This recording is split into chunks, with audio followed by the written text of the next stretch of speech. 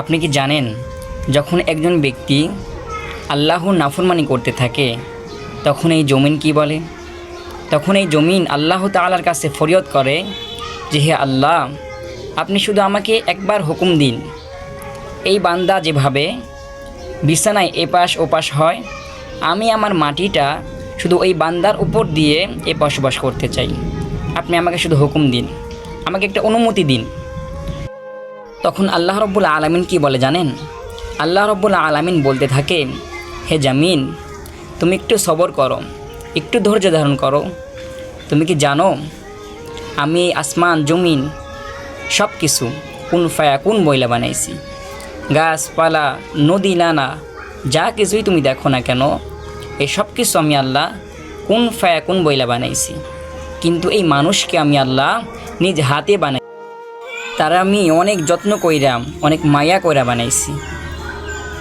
একবার নাক লাগাইয়া আমি হাজার হাজার বার দেখছি যে নাকটা ঠিকমতো বইছে কি না। একবার চোখ লাগাইয়া আমি কোটি কোটি বার দেখছি যে আমার বান্দার চোখটা ঠিক জায়গায় বইছে কি না। একবার কানটা লাগাইয়া আমি কোটি কোটি বার দেখছি আমার বান্দার কানটা ঠিক মতো বইছে কি না। তুমি এটা কেমনে বললা? তুমি একটু সবর করো মাটি। হে জমিন, তুমি একটু সবর করো, দেখি না আমার বান্দা আমার দিকে ফিরে আসে কি না। আর বান্দা তো আমার দিকে ফিরে আসতেও পারে। ভাই, একটু চিন্তা কইরেন, একটু চিন্তা কইরা ভাইবেন যে আল্লাহ তাআলা রব্বুল আলামিন আপনাকে কেমন ভালোবাসে। একটু শুয়ে শুয়ে মাথার তলে বালিশটা দিয়ে একটু ভাইবেন। দুনিয়ার মধ্যে একটা বন্ধুকে কথা দিয়ে আপনি সেটা রাখার জন্য উতাল পাতাল হয়ে যান যে না জানি বন্ধু কি মনে করবে কথাটা না রাখলে। তো আপনি তো জান্নাতের মধ্যে আল্লাহ তাআলাকে কথা দিয়েছেন। আল্লাহ তো জিজ্ঞেস করছিল, আলাস্তু বিরব্বিকুম, আমি কি তোমাদের রব নই?